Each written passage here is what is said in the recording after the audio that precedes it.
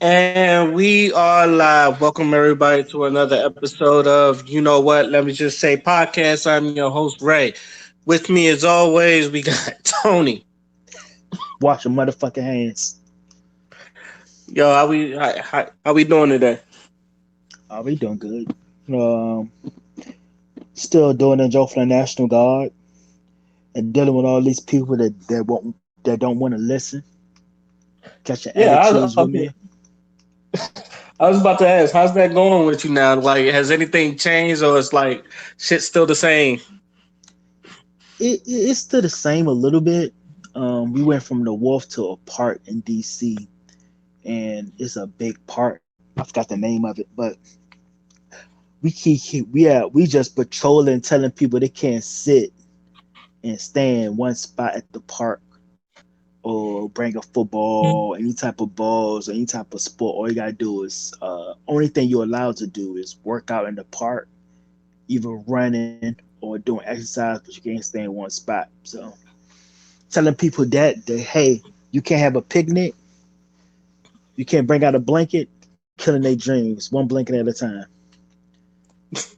I mean, I don't understand why people don't understand. Like, we're in a pandemic and quarantine and shit. Why do people like still try to do this?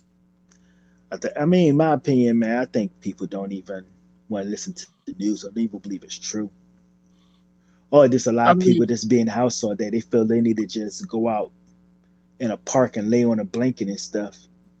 I don't know, I but under, I understand like because well, for one, the case I've heard there's like 2 million cases. Like the joint rocked up to like 2 million. But I can yes. understand like stretching your legs and all that other shit. But you, if you're not essential, why are you outside? And like I've like everybody said, like if you stay in for like a good 14 days, this shit would be done. We wouldn't even have to go through this. Yeah, but a lot of people just still want to stay outside. And it's crazy, like before we got there, the mayor called us there and they said it was people having cookouts. It was people it's a group of hippies that come out there with drums and have a little drum circle and stuff. And this is crazy, man. So we had park police, we had DC police, all out there walking the park, telling people, "Hey, there's no sitting in the park. Hey, you can't make a blanket right there. You can't lay down. You gotta keep it moving." Father had just entered the chat. Father, how you doing today? Nah, I'm good. All right. So, gentlemen, the first thing I want to get into was wrestling. As you see in the news, like Vince McMahon had to do a little spring cleaning. He had to let a lot of people go. Few of the names was like Kurt Angle, Rowan, No Way Jose, Drake Maverick, and like a bunch of others, like Mike Chioda, who's been there since like 1989, and Fit Finley. You know, one of the producers. He was definitely like part of the women's evolution. He was like in charge of that and all that. So, gentlemen, how do y'all feel about this whole spring cleaning thing with the WWE? That is some sad shit. And I think what mainly makes it so sad is that it's not just people that, it's not just people that are let go that you kind of expect to let go, like EC3 and them. They wasn't really doing anything with them. So like when they got released, it was sad, but like you can kind of understand, like they're not really doing anything with these people. But name like the freaking Good Brothers, like Gallows and Anderson got released. Rusev got released. These are big names. Like these are people that like won WrestleMania matches. Like when I found out they got released, I was like, oh shit, this is real.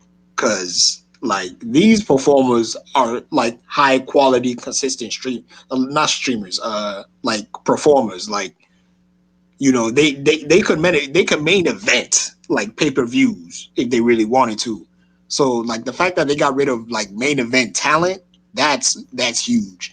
And also the main thing I got from this whole spring cleaning thing is that the WWE it really shows you that they're really trying to like at this point, I feel like they're kind of scavenging for crumbs because WrestleMania, while they did do their best, it's only gonna go so far to the point where they gotta actually start producing way more other content than just wrestling.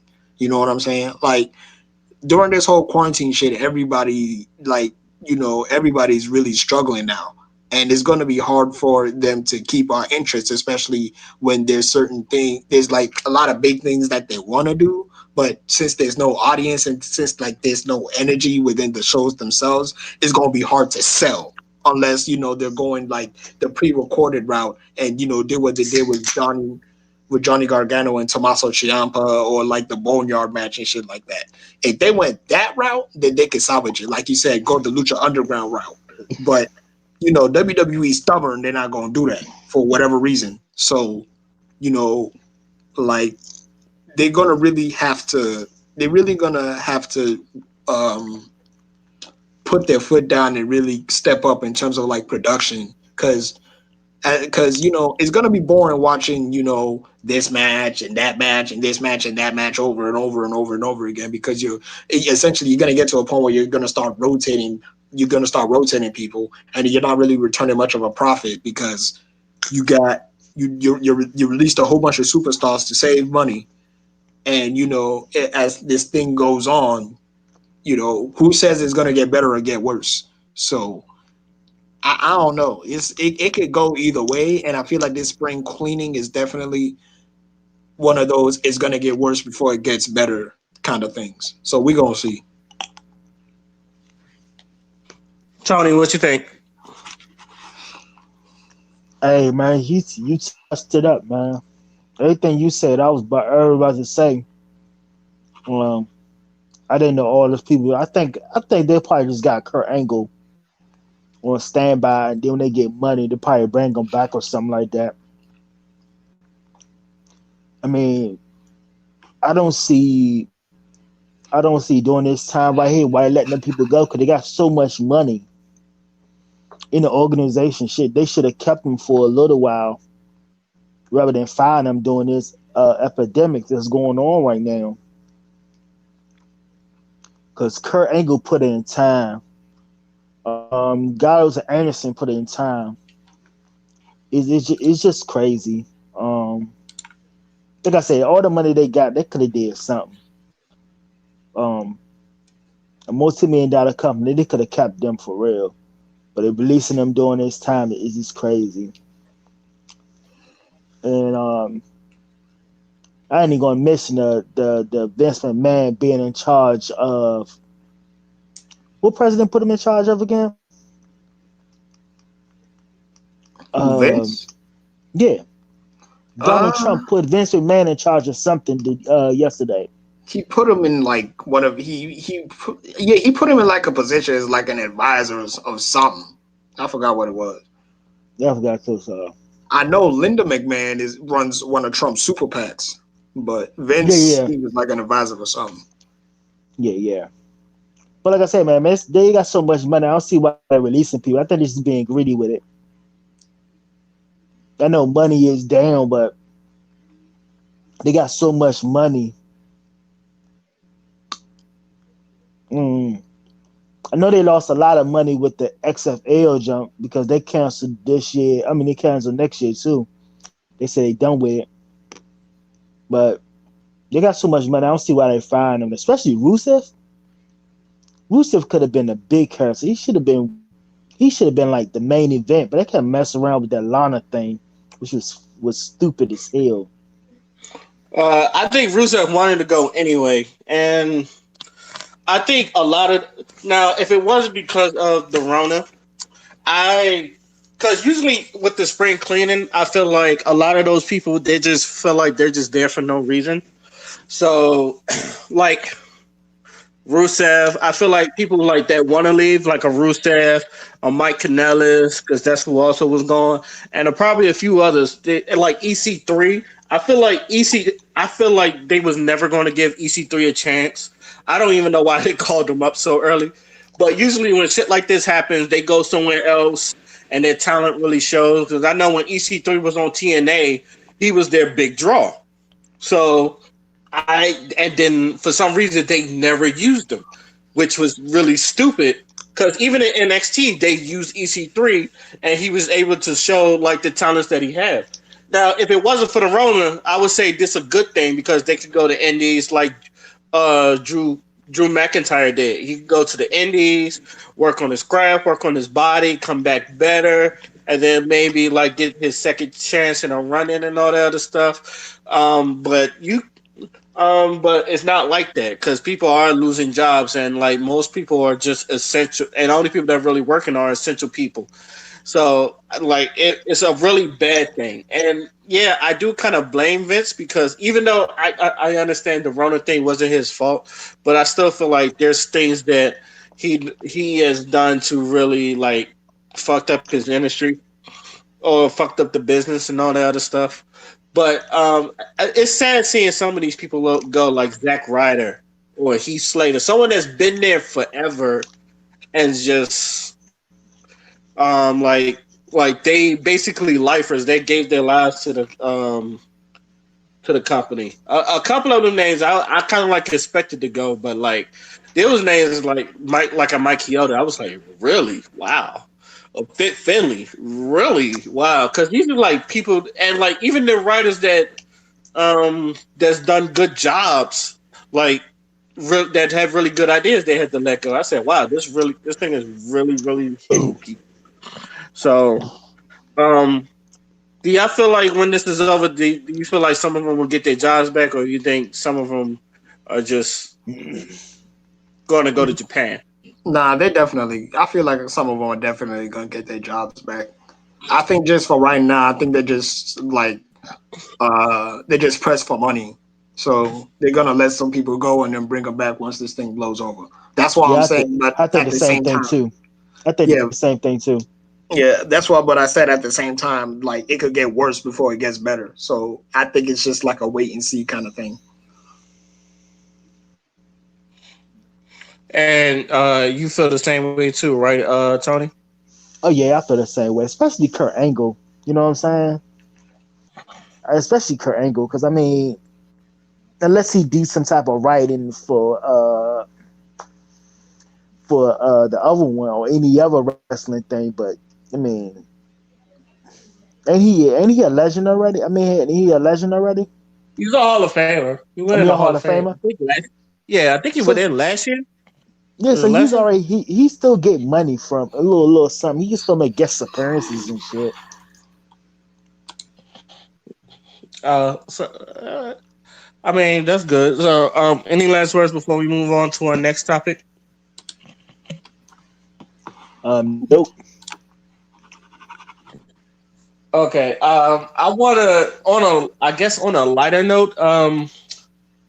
Let's just say like I just want to get a lot brothers' opinions on this. Y'all heard about the Nicole Ari Parker when she was on IG Live and shit. Y'all heard about that? Nope. Mm-mm. Really? Okay. Let me bring it up. Okay, so basically, her and Boris Kojo was on, and I guess they was talking about a couple things, couple stuff, and Nicole Ari Parker was talking about how she misses the single life, I but remember that. yeah, Mm. and she said, sometime in the last year or so, I thought, I wish that he was my boyfriend again.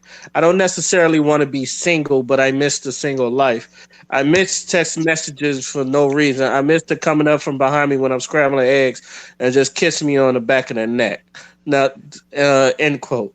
Um, she talked about the freshness and all that other stuff. And Boris Kojo, I'm not gonna lie, when they was talking to him, he had this look like, yep, and like he looked like he didn't care, but he also did defend Nicole Ari Parker's what she said. So, gentlemen, what do y'all think about when y'all hear stuff like that? You know what that is.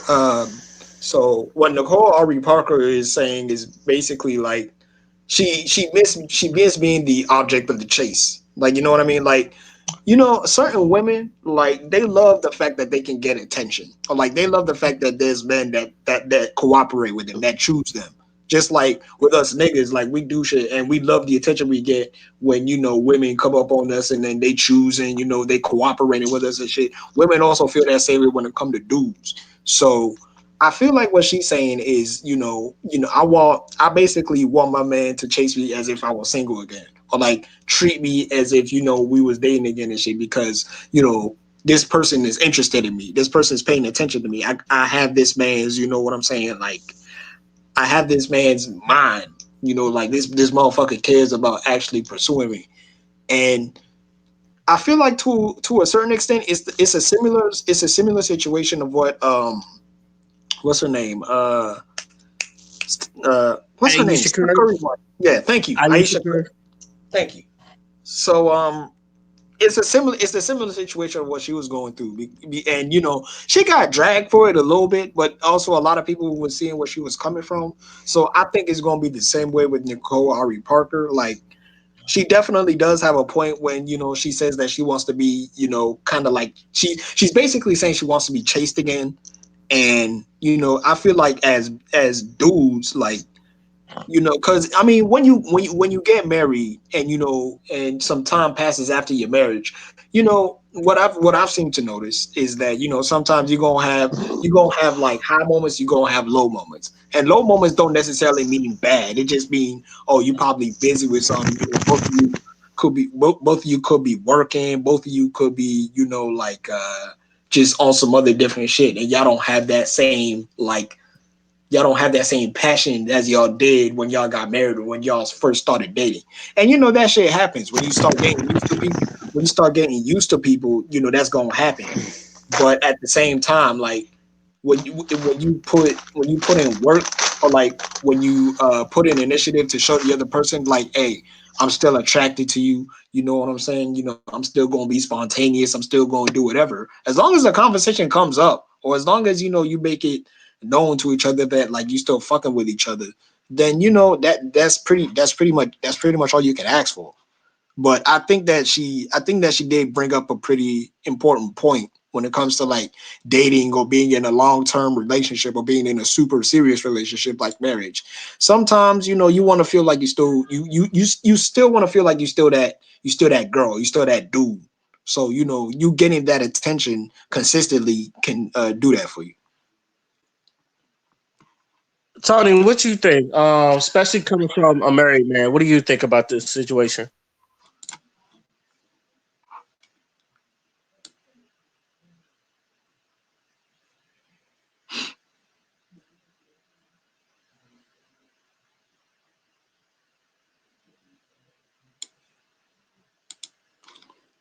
Hello.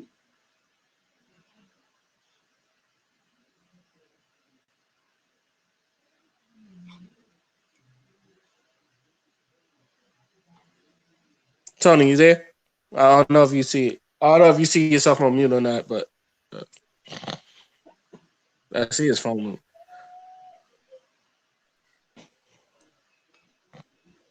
Yeah, you're on mute. Yeah, you gotta mute yourself, Tony. Oh, there it is. Oh, I was saying, it's somehow like married men when they been married so long, they want to see if they still got it.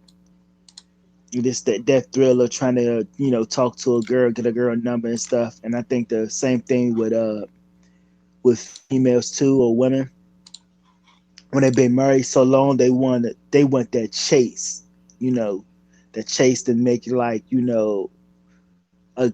It seems like sometimes in relationships, a guy could do everything he want to get the girl, but then after that, everything just died down and everything comes to routine.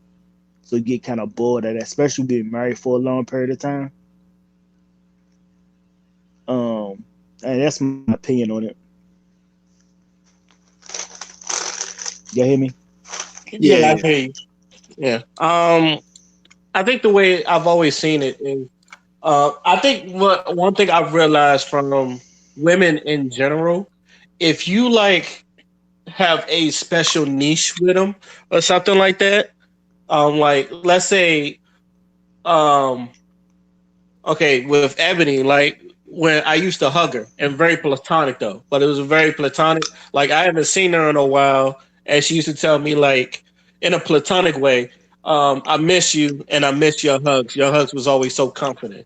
I used to work with a homegirl. Like before she got married, I used to be like, the way I greeted her was always "Snyder baby," and once she got married, I stopped doing that. And she told me one time like, I kind of miss when you used to say Snyder baby all the time, and I was like, in the back of my mind, it's like you married though. It's like I ain't want to like disrespect you now you're married. She's like, I know, but like once in a while, I would like to hear that. So every once in a while, I do it. I don't overdo it. So one thing I always realize is that women appreciate sometimes the little things that you do, and um, they'll and I feel like as men we always like focus on like the most important thing, like providing for a family, putting a house on, making sure you're working, making sure all the bills are paid, making sure like she has a place to stay and eat and all that other stuff. And I feel like we sometimes overlook the things that kind of like maybe we didn't know that draws to them, and that's probably our thing.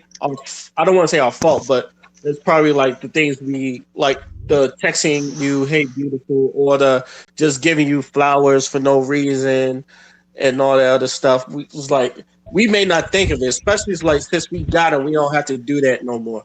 I think a lot of people get to that point of comfortability, and I've, I think women like they always.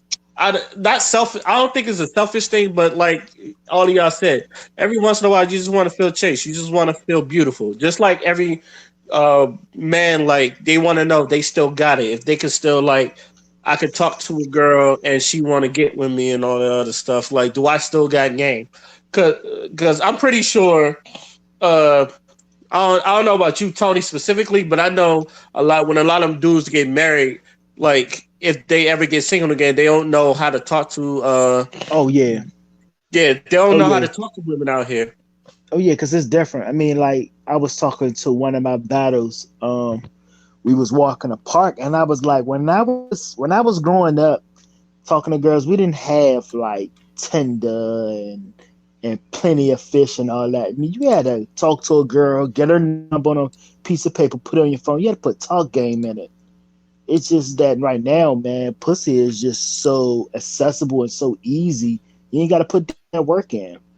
And then also a lot of the communication is different too because a lot of people just text all the time. Nobody's not actually talking in person. You could text a girl all day, all night, the days on end, and then you smash the next time. And it's a different time from what it is right there when I was growing up. Like, okay, quick question: any of y'all phone people? By the way, Dion walked in the chat. Say what's up, Dion. Hey, what's good? Sorry I'm late.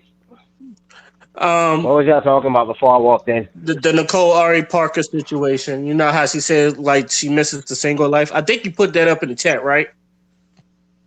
Yeah. I shared that to the group chat. Yeah, I did. What's your thoughts about it?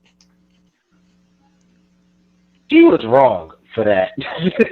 Period. Really Why? How? interesting. Wow. Go ahead, Dion. It's Why? I want to hear it's why. not it's one thing if okay if you feel there's something lacking in the relationship, talk about that with your significant other in private, dog. You don't air that shit out in front of other people, and not to mention you know how social media is. So come on, man, for the whole world to see that and embarrass that man like that, that's foul. Did he feel I kind embarrassed of though? I kind of understand what you're saying, Dion, but I was looking at Boris Kojo's body reaction and all that stuff. He didn't look. Matter of fact, that nigga looked like, oh yeah, she done told me this like plenty of times. He didn't like have that look like, oh, this is new. He's had that look like, yeah, she It done told me. even if it's been said before, again, that's between you and your lover. That's between you and whoever you fucking with. You don't do that. That should be a private thing. Is I actually shared. I don't know if I shared it to the group chat, but I know I shared it on Facebook. A post where someone was asking why marriages don't last nowadays like they do, like they used to, in the past or whatever. And social media is part of that reason. You got everybody just airing their dirty laundry to the whole damn world rather than just settling that shit at home. I slightly disagree with that, and I'm gonna explain why. I don't think social media is as bad as everyone says it is. I know people overshare. I know people share shit that shouldn't be shared. That should be private. But at the same time, it's not social media's fault that people are goofy. People gonna be goofy whenever. It's no different than you putting out your business and the whole neighborhood know back in the day.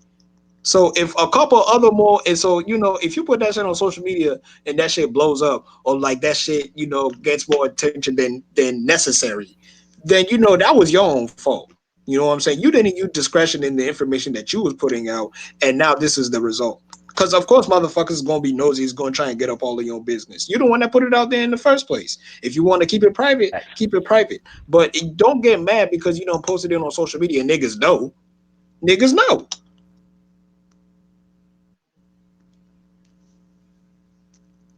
Tony, You what you you are think? right about that. I understand both of y'all opinions on it because, like I said, like if I'm in a relationship with my wife, like I'm in a relationship with my wife right now, I'm 10 years. Regardless of what we going through, we don't post. If we beefing, we don't post stuff on the internet. We don't post it in chat rooms with anybody because it's none of their business. And you got to think about it like this: if we say something, if we say something on the internet or whatever, or post something, we could be done with the conversation and somebody else could bring it up and it just add fire when it's already done. It's never quit. And you were saying like when you said it's ain't no difference between being in the neighborhood and from being out, it's kind of is because it stretches more than the neighborhood. You got to think about like if you got coworkers or you got your boss looking at that stuff, it's getting into your personal business. And the other way I think about it also is that people gonna do what they gonna do regardless. It's just that I think that people don't know what love is or know what a strong relationship is. They just see what's on TV and thinking that it's real easy, but relationships and being married, it takes a lot of time. It's not easy, and That's a a lot of people easy to quit when they have a problem rather than toughening out. They so fascinated what they see on TV is that they want to rest and they just quit. Or an older person told me, man, every relationship ain't meant to be married. Them relationships till you actually get married are practice. Or two, so when you become married, you be a lot smarter, a lot wiser, and you be prepared for you to be married. My opinion. I've always said that people don't know their significant other, but I've also seen it more that people don't know themselves either. Like, True. um, I've always said like, but quick story. I used to when I was working at the Pizza Bowlies in Landover. There was a big dude, like 6'3". He's a big guy named Mike. Sweetest guy, but he's like very intimidating when you first meet him. But when you talk to him, he's the sweetest guy. He said he had a wife that she was like 5 foot even, but she used to like abuse him all the fucking time. But he was nice. He never like laid her hands on him. Like until one point where she was abusing him, like talking down on him and hitting him all the time. Where he just like hit her once, and I don't like he knocked her out, and then the next morning she cooked him breakfast. So but he told me that like that's never happened before and all that other stuff is like, but at the same, so there was like things about him he didn't know, like his limit, how much could you push him until you like could legally snap. I'm not what's the word praising the domestic. nah. That I'm that's not toxic. I would have ended that relationship. not for some reason, but I've seen people like that. It's like some of the sweetest guys. It's just like they have their limits, and I'm not saying anything about domestic violence and all that because people do have their limits, and you just don't really know who can push your buttons to the point where it gets you like out of your element. But I do feel like a lot of people with they don't know their significant other and they don't know themselves. We and me and father said this all the time. We know people that when you kind of look at them,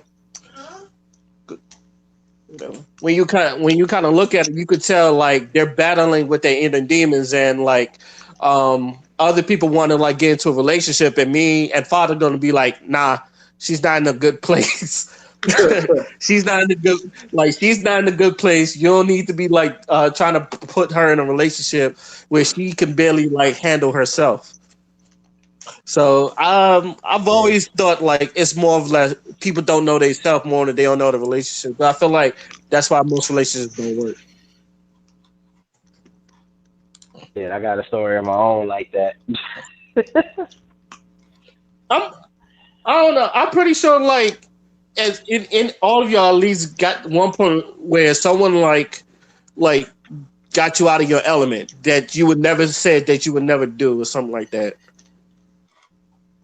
Oh yeah, Oh definitely. yeah. Hmm. So it's one of those things. What's your story, Dion? All right.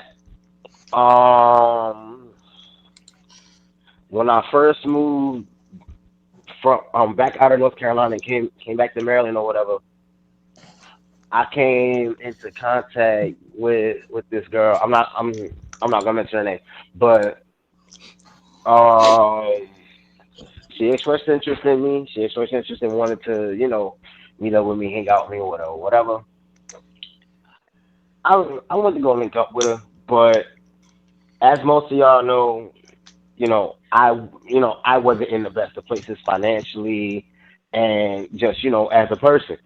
So just for the sake of being polite, I was like, okay, I'm gonna go hang with this chick, but I'm not looking to do nothing with her. This is just, it was basically just, me kind of getting out the house. I'll link up with her, I'll hang out with her, whatever, see what she's talking about. But in my head, I knew I wasn't going to do nothing with Shorty because I knew I was fucked up. You know, she, mind you, she treated me the whole time I was with her. You know what I'm saying? Bought me food and everything. So we talking and everything, and I'm just like, okay, oh girl's really into me, and I liked her too. But again, me being in the situation I was in at the time, I couldn't do it. I was not gonna, start nothing with this chick and drag her down. She had a job, she had money, she was doing all this other stuff. I was, you know, I came back to Maryland because I had just lost the job. You know what I'm saying? I had no money. I ended up having to move back in with my mother. I was like, I was at rock fucking bottom. And here this chick is pretty much trying to hand herself to me, and I was just like, nah, I'm not gonna do this to you, shorty.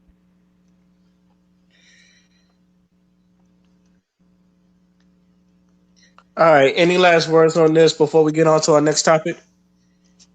Um, no. Well, yeah, I got a story. It's quick. I was messing with this girl when I first joined the military, and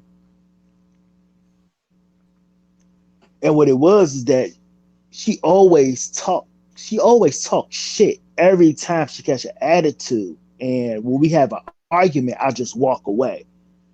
And she was like, "Why you walking away? Why you walking away? You a little bitch." I just keep walking away. I kept walking away, and then she kept doing it. One day she did it, and I just flipped. Like I was in the room, I'd like knocked off like stuff off her dresser and all that stuff. I just cursed her out, and I just everything that just build up just came down on her when I was just talking shit to her. And ever since then, she never really. She thought twice about saying it to me again. And that's what you was talking about. You need to know yourself because I mean, I learned from being in a relationship is that you can't let that shit bottle up. You need to correct that stuff real quick, right off the break. So if somebody disrespect you, come off and you wrong, just tell them straight, hey, you did it this way. I don't like it because it will ball up. But that was one incident I had, and it shouldn't took for me to get bottled up just for me to correct her like that.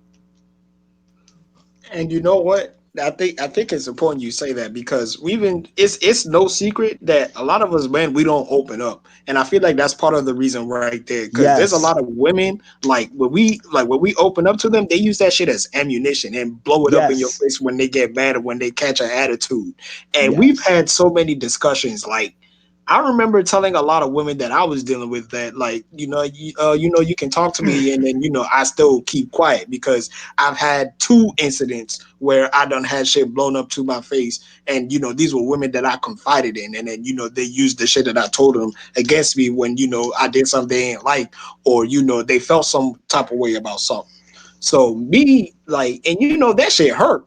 A lot of women don't realize that like we got feelings too. Just because you feel a certain way don't mean that you gotta convert that energy and then make us feel a certain way. Because I guarantee you, 9 times out of 10, you will not like what the fuck we have to say back or the way that we gonna Oh react. That's yes, why we walk away. yes. That's And a why lot of and a lot of females do that shit on purpose too, just to get or nitpick with you, but not realizing that it's not something you can bounce back once you do it. Like it will never be the same again if you keep doing it.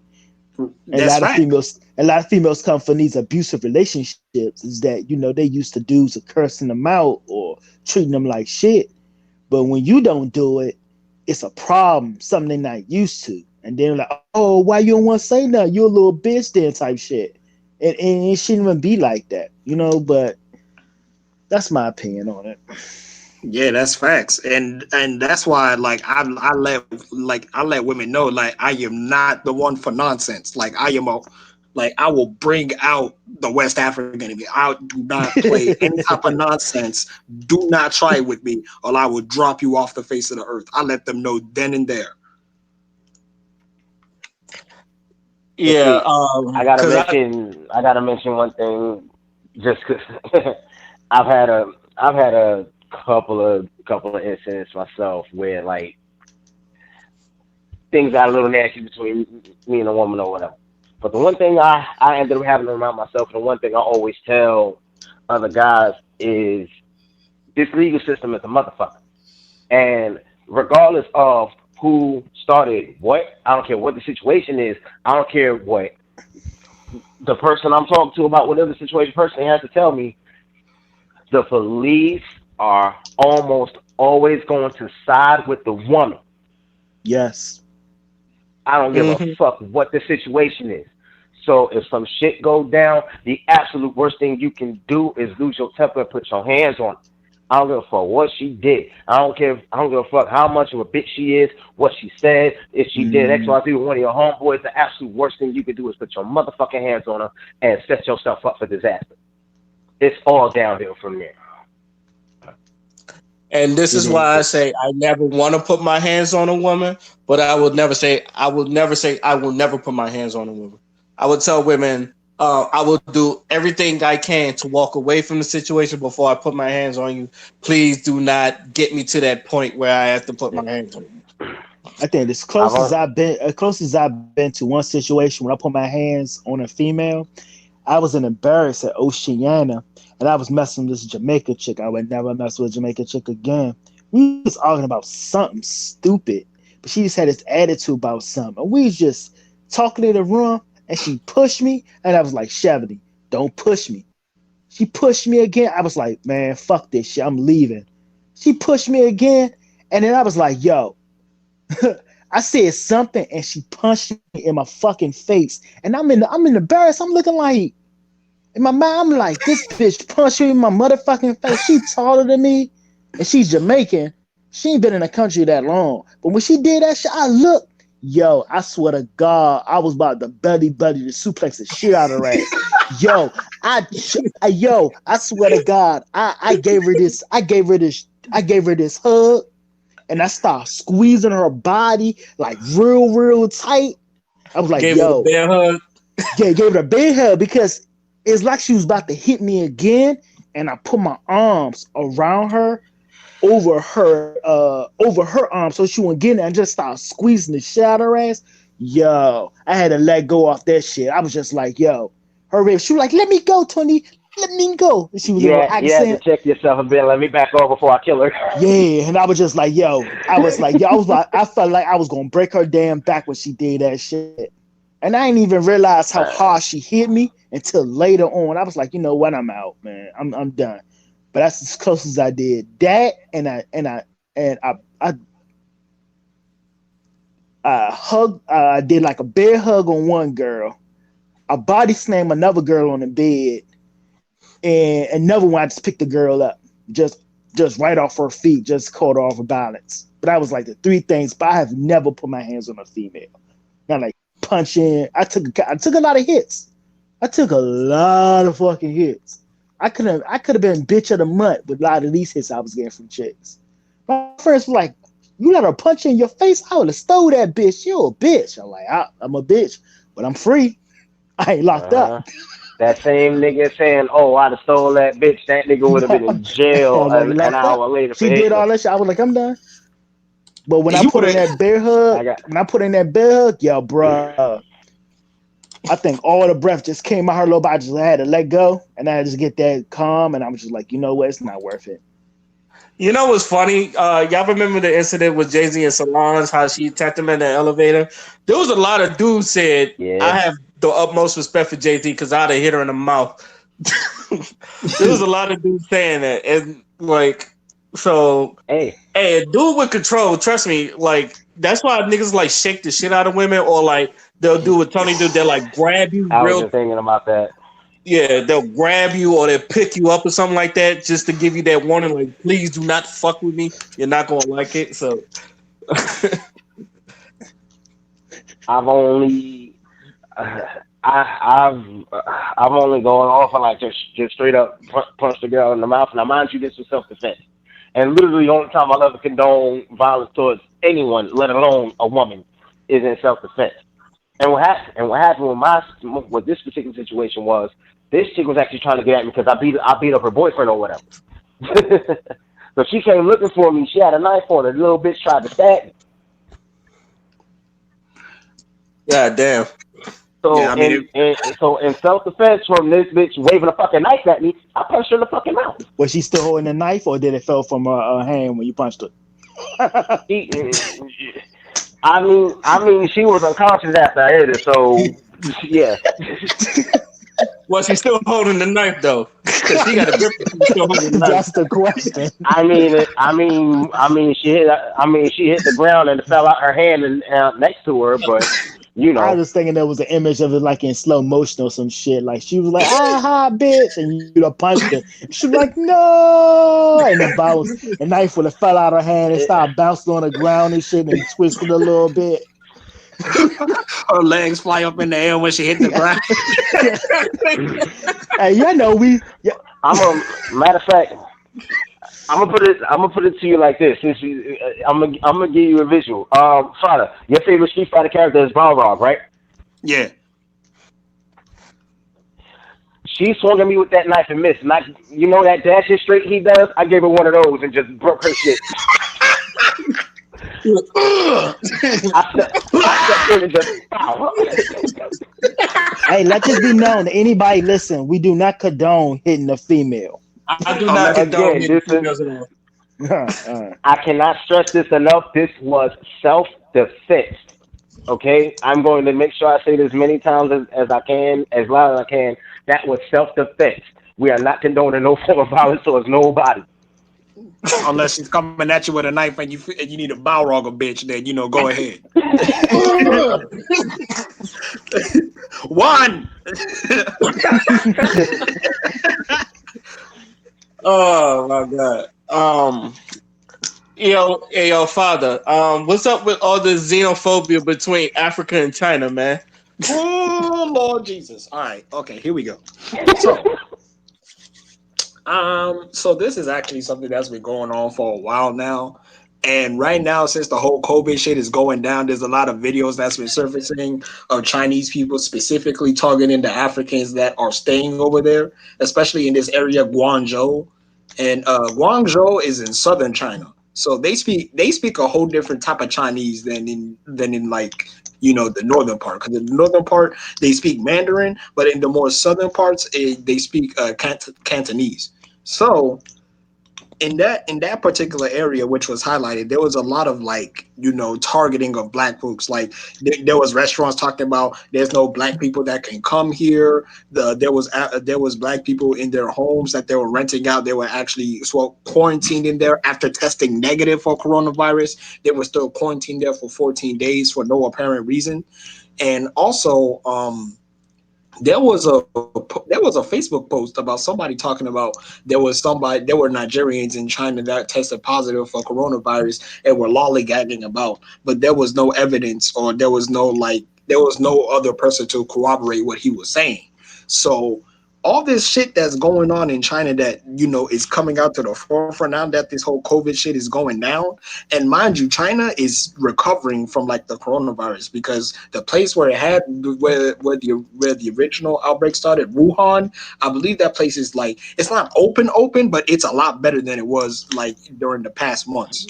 So we're seeing all this shit, and then we're like, oh, this only confirms what we've been saying for the longest, that Asians don't fucking fuck with black people. And then you had and I'm sure you've all seen it. You had a whole lot of black people talking about we need to support Asian businesses. We need to cape for these businesses. These Chinese people. Like, no, these motherfuckers don't like you. I can pull up all the receipts on how Chinese people call black people monkeys. I could pull up all. There was a Chinese restaurant in Nigeria that banned Nigerians from going into the damn restaurant. When I tell you these motherfuckers have the audacity to do some shit like that, this shit is real.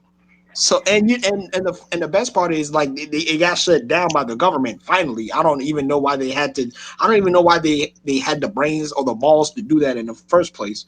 But I think for me personally, Ray has heard me say this. Us as Africans, and I'm talking about Africans in the continent, we are way too fucking nice. And that's the one thing I hate about us. Sometimes we are so nice, we just let any motherfuckers come to our spot and take shit that don't belong to them, and then they squander it, and then you got motherfuckers living out in the streets, can't get no food to eat, can't get no work, because the people that are coming into the continent don't have good things, don't have good intentions for the continent, steal the shit, and then bring it back right back to their home and make a whole bunch of money while their citizens are suffering in their countries. So it's like, bruh, when are we gonna wake up? Like, when are we? And I asked that question, and I've also seen a lot of people rising up. Like I've seen Kenyans giving that work to a to some Chinese people. I saw Ivory Coast fucking take down a coronavirus testing facility because they were talking about they were going to test vaccines over there. Them Ivory Coast people stood up and fucking took that shit down and said, "We not no, you're not gonna do that shit." And like I'm seeing examples of that, and I'm like, yeah, that's the type of energy we need to be having. In my homeland of Ghana, there was a Chinese woman that was going to a store. She refused to put on hand sanitizer, and they physically removed her from the store. And then she's like, "Why are you doing this? This is me." And I'm like, "You're not putting on no hand sanitizer. You need to fucking bounce." So that's what I like to see. I like to see that same energy being kept. And no, this is not no on some hatred shit. This is not on no, hey, this is what we're gonna do because we don't like y'all. But we have gone way too motherfucking long with people that don't like us trying to, say some slick shit or trying to get one over on us because they felt like other people can do it, they can do it too.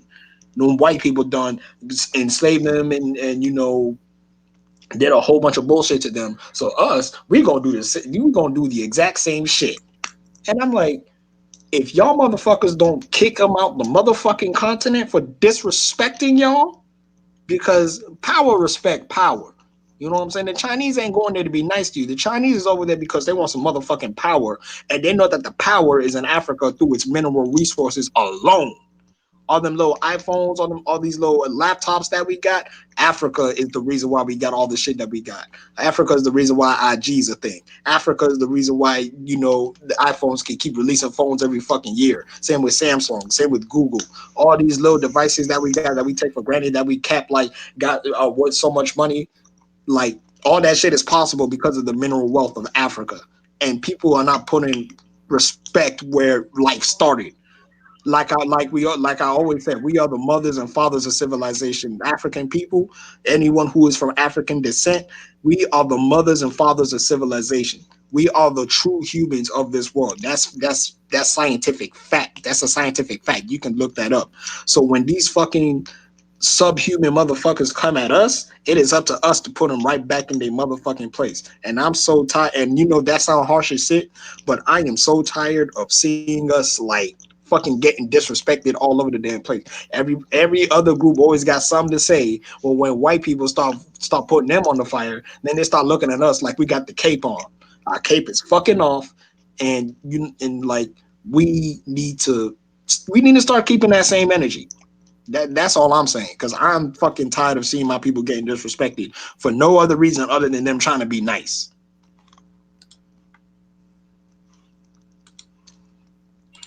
Anyone else on that? Now, I just seen that video today where I think a black person was in a mall or something, and three Chinese people was beating them with a pole or something. I ain't even know nothing Mm. about it until I read it and seen the video today. That is some fucked up shit. Dr, how you feel about it? Uh, well, I don't know what to say that ain't already been mentioned, but I will say this. And hell, I've said this before. The one thing that gets lost in the midst of all this is two things that get lost in the midst of all this. First of all, we're human before anything else. I don't care where you from, what race you are, whatever the fuck. We're human before anything else. And the moment people start realizing that, may maybe something will finally give.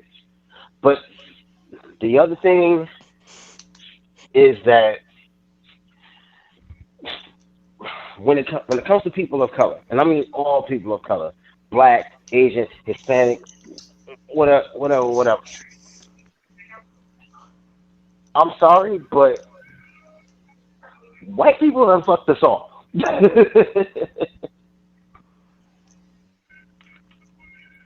You know what I'm saying? So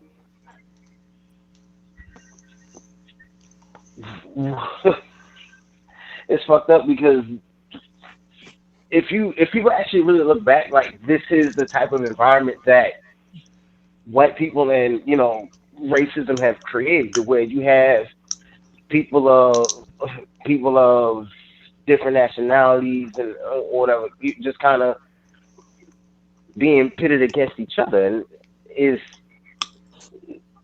it's just sad that there's so many people blind to that one specific fact. And that's another thing that that become once that becomes apparent to some people, a lot of shit, like all this shit you was talking about, all this BS going on with the Asians and everything else,